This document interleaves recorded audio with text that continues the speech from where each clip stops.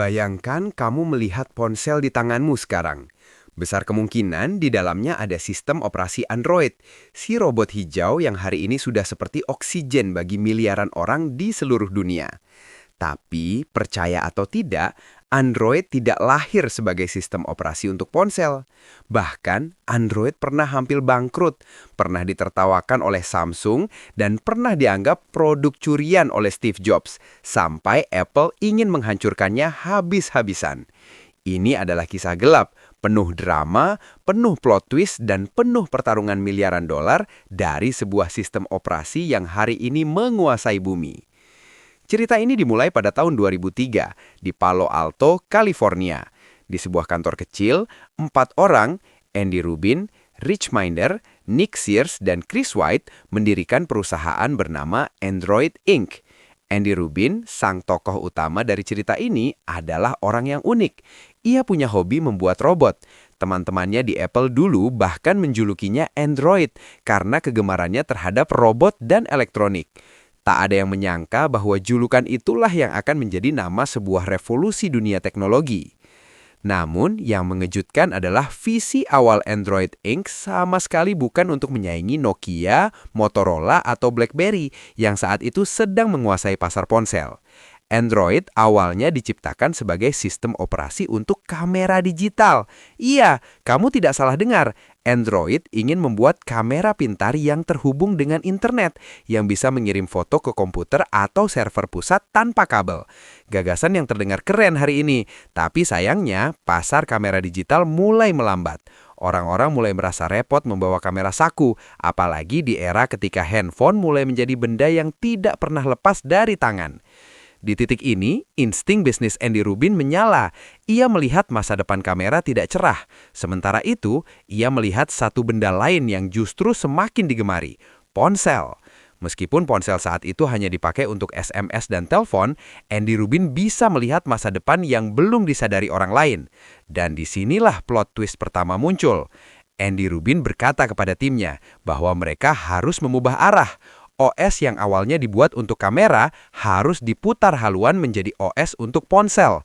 Mereka pun memodifikasi sistem inti, mengambil Linux sebagai fondasi, dan mulai membangun OS Android versi awal. Tetapi seperti startup pada umumnya, masalah besar muncul. Uang habis. Pada tahun 2004, Android Inc. berada di titik kematian. Mereka bahkan tidak mampu membayar sewa kantor. Andy Rubin sampai harus meminjam uang pribadi dari temannya, Steve Perlman. Ia memberi Rubin amplop berisi $10.000 secara tunai, hanya untuk membuat Android bertahan sedikit lebih lama. Situasi ini membuat mereka sadar bahwa mereka butuh perusahaan besar yang siap membeli atau mendanai Android. Dan lucunya, perusahaan pertama yang mereka dekati bukanlah Google, tetapi Samsung. Bayangkan adegan ini. Andy Rubin dan tim kecil Android terbang jauh ke Korea Selatan. Mereka masuk ke ruang rapat mewah Samsung, di mana 20 eksekutif Samsung berjas rapi duduk melihat presentasi mereka. Andy Rubin memaparkan visi besar mengenai OS mobile open source yang cerdas. Namun, respon Samsung sungguh ironis. Mereka tertawa. Salah satu eksekutif Samsung bahkan berkata, "Kalian ini cuma 6 orang. Kalian mau bikin apa? Tentara saja kalian tidak punya." Samsung menolak mentah-mentah. Mereka menganggap ide Android terlalu gila dan tidak realistis. Tak ada yang menyangka, Samsung akan menjadi salah satu pemain Android terbesar di dunia beberapa tahun kemudian. Pulang dengan tangan kosong, Andy Rubin masih belum menyerah. Hingga akhirnya ia bertemu dengan Larry Page, salah satu pendiri Google. Pertemuan itu menjadi titik balik sejarah Android. Berbeda dengan Samsung, Larry Page langsung memahami visi Rubin.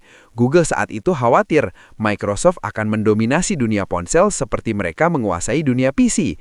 Google butuh sesuatu untuk melawan kemungkinan itu, dan Android adalah jawabannya.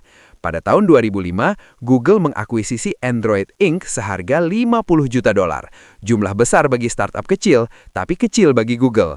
Mulai hari itu, Android resmi menjadi proyek rahasia Google. Di dalam Google, tim Android langsung bekerja keras.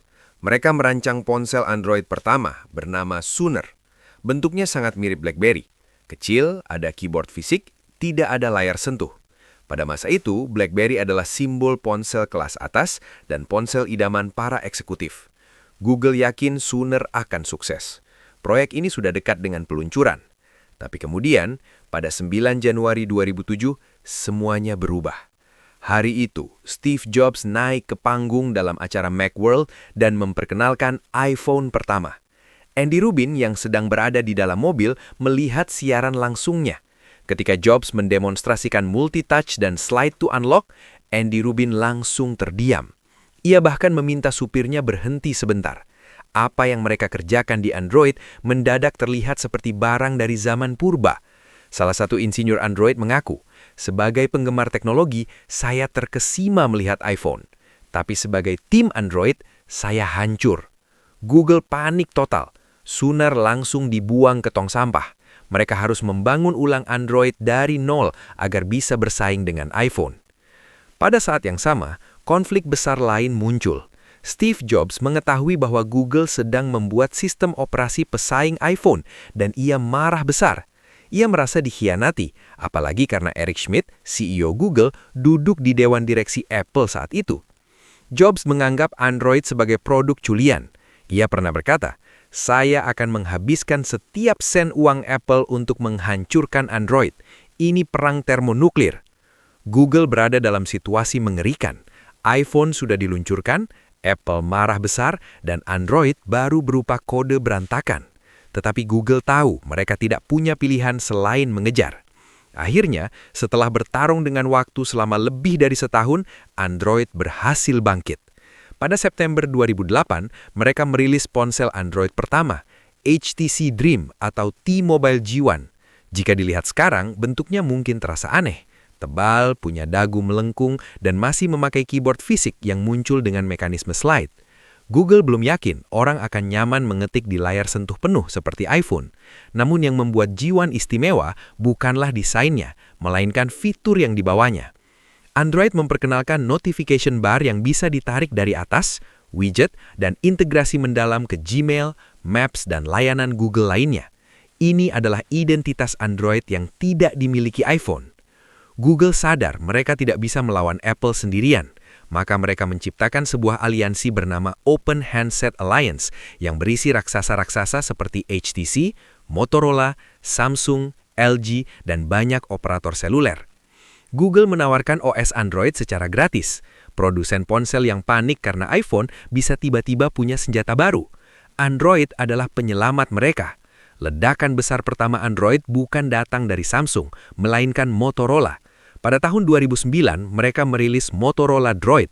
Iklannya ikonik, gelap, tegas, dan menyerang iPhone habis-habisan dengan slogan Droid Das. Penjualan meledak, dan Android mulai dipandang sebagai ancaman nyata. Sementara itu, Samsung yang pernah menolak Android akhirnya sadar bahwa mereka telah melewatkan kesempatan emas. Mereka pun all in ke Android. Tahun 2010, mereka merilis Galaxy S, ponsel Android yang mulai benar-benar menyaingi iPhone. Tapi Galaxy S ini membuat Apple makin murka. Menurut Apple, desainnya terlalu mirip iPhone, dari ikon kotak-kotaknya hingga cara scrolling.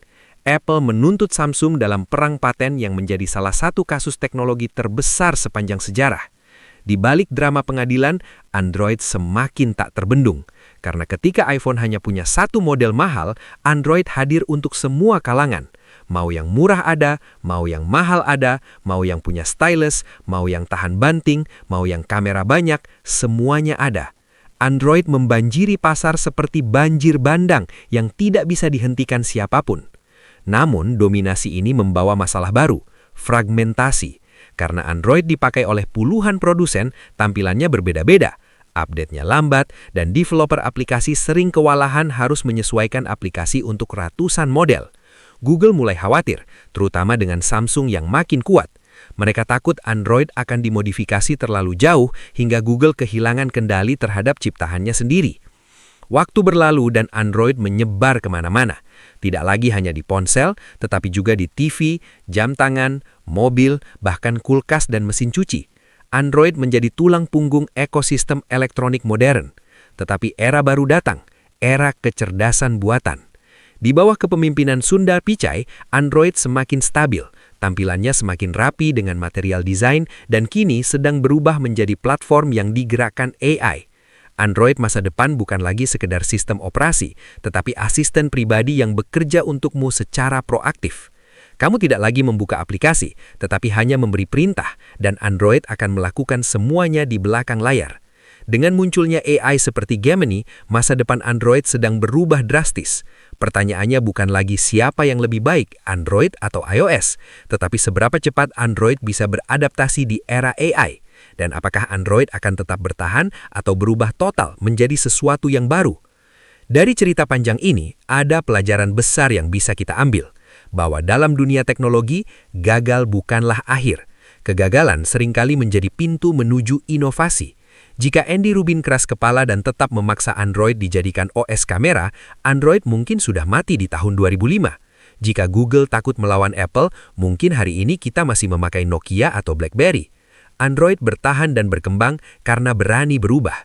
Dari kamera digital menuju keyboard fisik, lalu layar sentuh penuh, hingga sekarang menuju era AI. Setiap kali kamu swipe layar ponsel Android, di situ ada sejarah, drama, konflik, dan ide gila yang dimulai dari kantor kecil di Palo Alto. Sekarang tinggal pertanyaannya, kamu tim robot hijau, tim Apple kegigit, atau kamu justru kangen masa kejayaan BlackBerry? Itu dia ulasan lengkap untuk hari ini. Jangan lupa untuk dukung terus channel ini dengan cara like, share, dan subscribe. Terima kasih banyak sudah meluangkan waktu nonton video Bedah Tekno. Saya Faiz, sampai jumpa di pembahasan berikutnya.